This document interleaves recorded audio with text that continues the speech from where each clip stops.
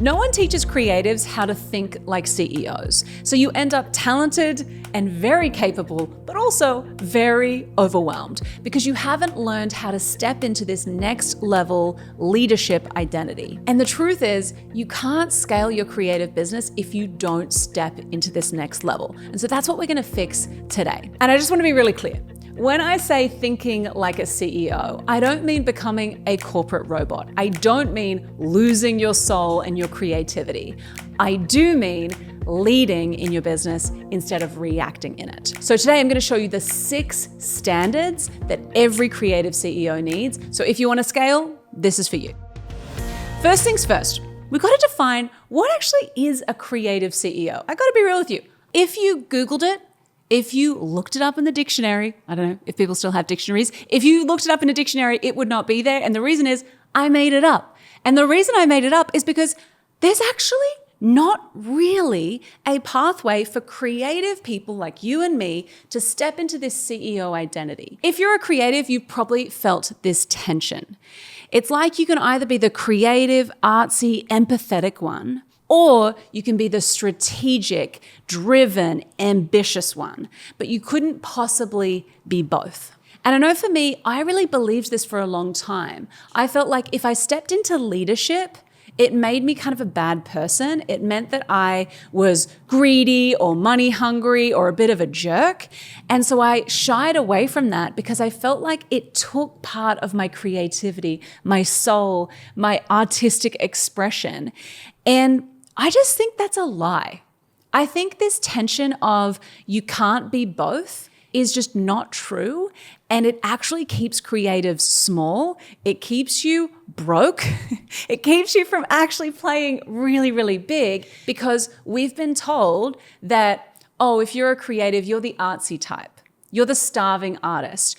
Oh, you're not good with numbers. Oh, you're a people pleaser. Oh, you have no boundaries. Oh, you're just up in the sky, airy fairy. You couldn't possibly lead a really incredible business. And if you do want to sell, want to market, want to put yourself out there, have standards, hold your boundaries, you're kind of a jerk. That's the belief and the narrative and the tension that for us as creatives, we've been holding.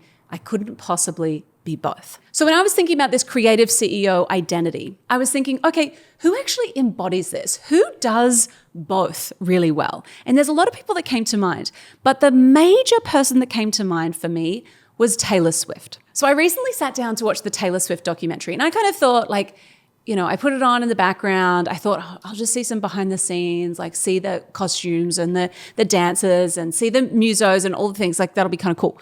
But as I was watching it, I wasn't thinking about any of that. I was thinking about this one thing. Taylor is a badass businesswoman.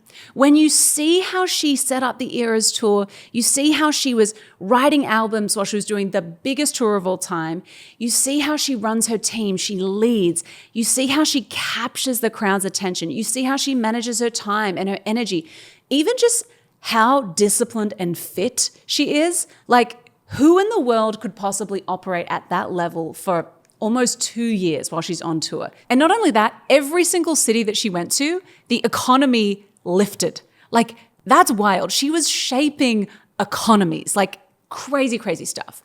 But what I loved about seeing this kind of behind the scenes in the documentary was you saw this powerful, decisive leader who knows exactly what they want. They have really high standards. They expect a lot from their team. She is unapologetic about what it is she wants and the standards that she has. And you saw this creative, empathetic artist who at her core is a songwriter. At her core, she's a creative, just like you and just like me. And so it made me think, okay, well, what could we learn from this and how could we embody both? So let's define a creative CEO really clearly. A creative CEO doesn't choose between art and ambition. They hold both. It's really important. So they make decisions, they build systems, they lead with intention, they know their power, they articulate their value, they own the room when they walk into it, they lead, they hold standards, they are unapologetic about their high standards, and They dream, they cast the vision, they protect their creativity fiercely, they leverage their genius zone and outsource their weaknesses. This is what a creative CEO is. And if you have a goal in your business of scaling, if you want to hit 50K months or 100K months, or maybe you want to build an 8-figure thing, whatever that looks like, you need to step into this creative CEO identity. And I would love to see creatives everywhere stepping into both. You can be both. And we're going to talk about how to become that today. There are 6 core principles that every creative CEO embodies. I'm going to walk you through them really quickly. Principle number 1 is they make decisions using data and alignment. A lot of the time as creatives, we can make decisions based on gut feel and like emotion. And that kind of is fine when you're starting out. But as you scale and as you get bigger, just going off your emotions is going to be a freaking mess. You cannot scale when you're up and down an emotional roller coaster all the time, right? So instead of making decisions based on emotion, we're going to use data. So the first thing we're going to look at is, okay, what does the data tell me? Before I make a decision, before I blow up my business, before I change something, I'm going to look at the data. If I actually look at the numbers, can I make a really data-driven, objective decision? So it's not all based on emotion. So that's one piece. The second piece is we also want there to be alignment. So when I think about alignment, I'm thinking about, well, does this decision align with my vision? Does this decision align with my values? So it's not an emotional decision. It's not a reactive decision, like a knee-jerk, I'm having a bad day, so I'm going to change everything about my business. I'm going to fire that person, or I'm going to shut down that offer. Instead, it's going, okay, let me just zoom out, look at the vision, look at the values, and does what I'm doing right now align with that? Then we can make decisions that feel really, really good, and they're really wise decisions.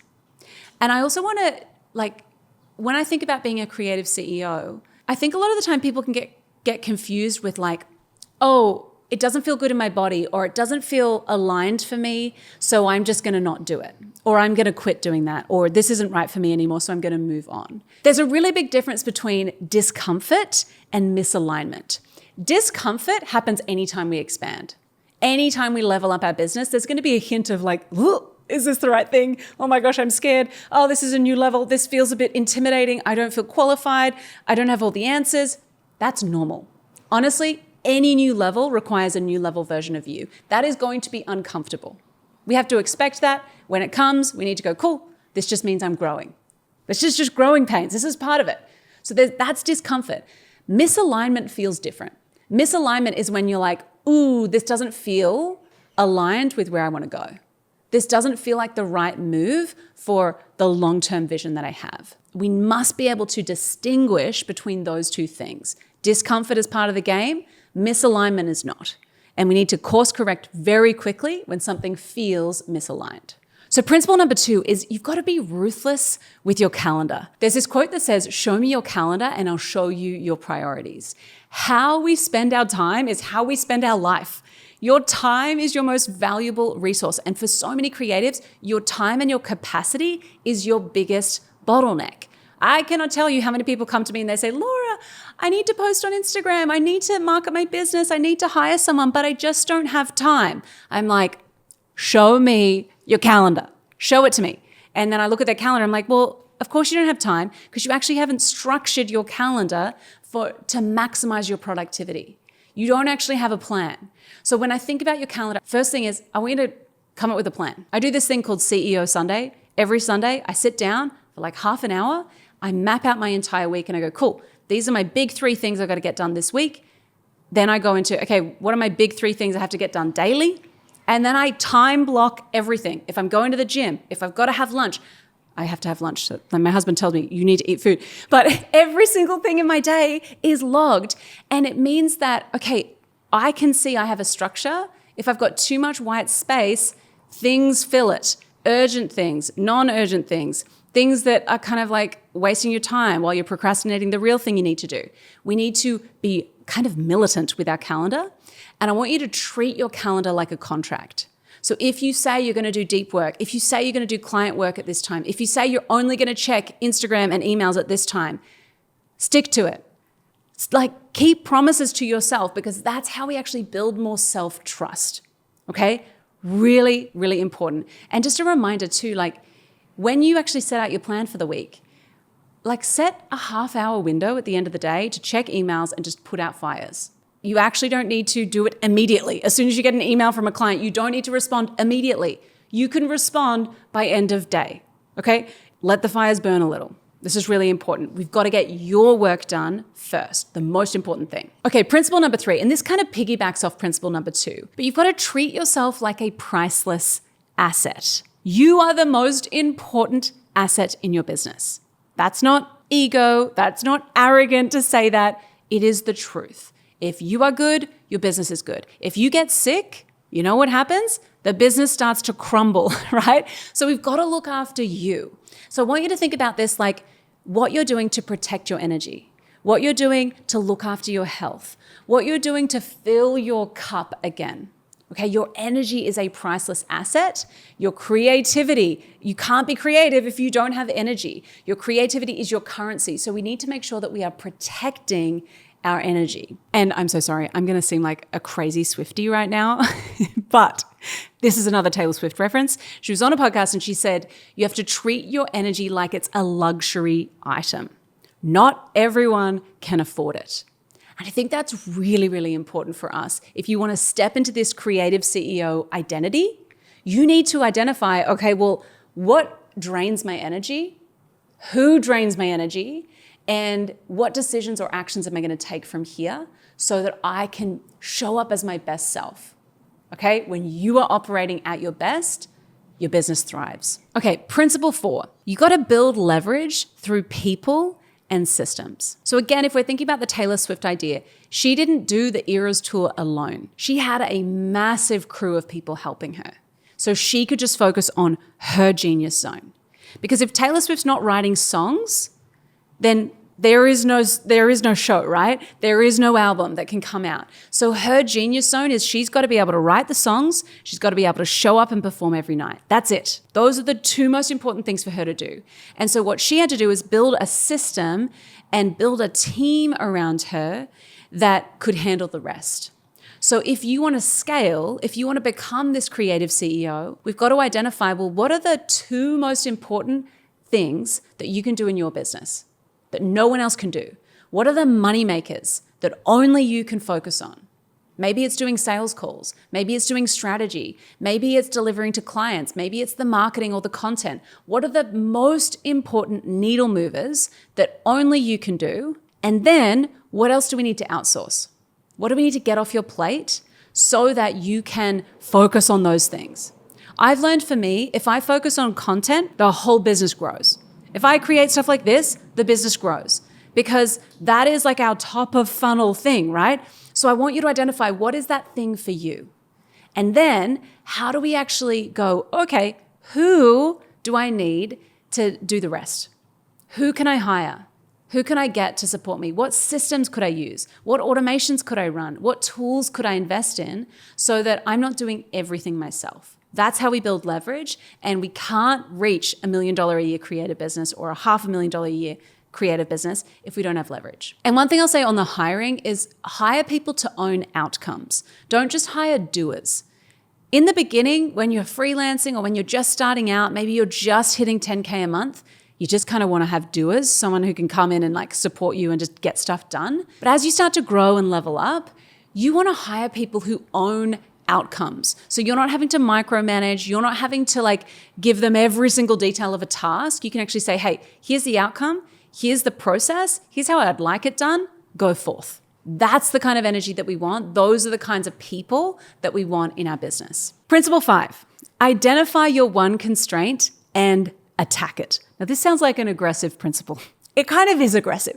You have to attack the constraint, attack the bottleneck one at a time. One of the biggest problems facing creatives is that we try to do everything at once. We're like, we have 1,000 tabs open. We're like, I've got to do marketing. I've got to build a funnel. I've got to sell more. I've got to hire someone. I've got to do this. I've got to get that client. It's overwhelming. It's like, and there's a squirrel over here and I've got to look at that. Like, it's overwhelming. There's too much stimulus. We're trying to fix too many things at once. What I want you to do is go, okay, what is the most impactful thing I could fix this month? If I could fix or implement or build one thing this month, what would have the biggest impact for me? I want you to think about what's going to make me the most amount of money and what's going to get me the most amount of time back. So maybe it's like, well, I've got to hire someone. That's the biggest lever for me. Or maybe it's like, I've just got to build out a lead magnet. I've got to build out my email funnel. I've got to start running ads.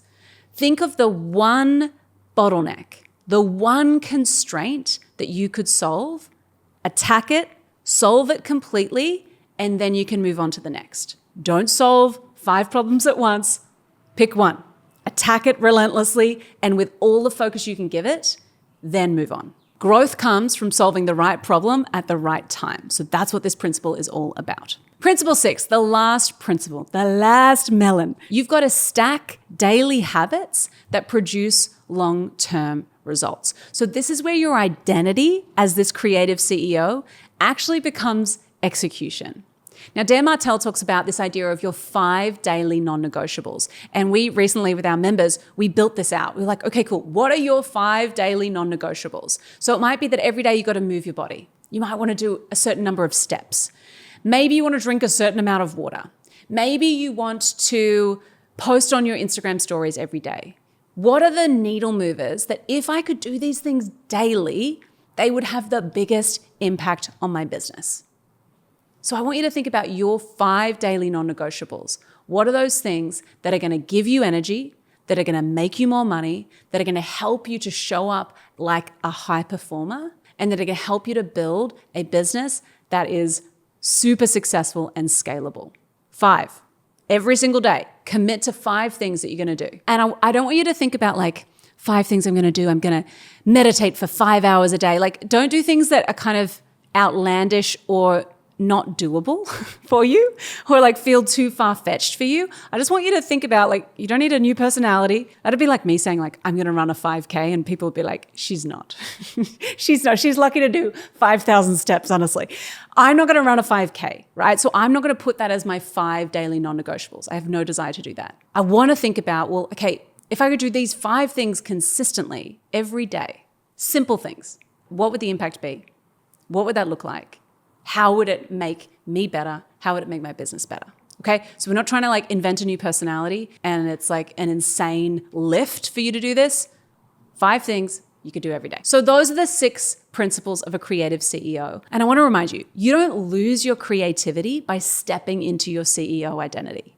Those 2 things can exist at once. And what I've learned and what I've seen is that the more we step into our CEO identity, the more creative we can become, the more space we have to be more creative. It actually expands our creativity by giving it structure, by giving it systems, okay? And my ask of you today is, if there is a creative who needs to see or hear this, please share it with them. My goal is to help as many creatives as possible to step into this creative CEO identity so that they can build beautiful, successful, thriving creative businesses that don't overwhelm them or burn them out or stress them the heck out. Okay, so if there's someone you want to share it with, please do. And please make sure that you step into this identity yourself. Now, if the part about your calendar and your time and your energy really hit home for you today, then this episode up here is going to be super helpful for you. It's going to show you why your calendar is the real bottleneck and how to fix it. So click this link here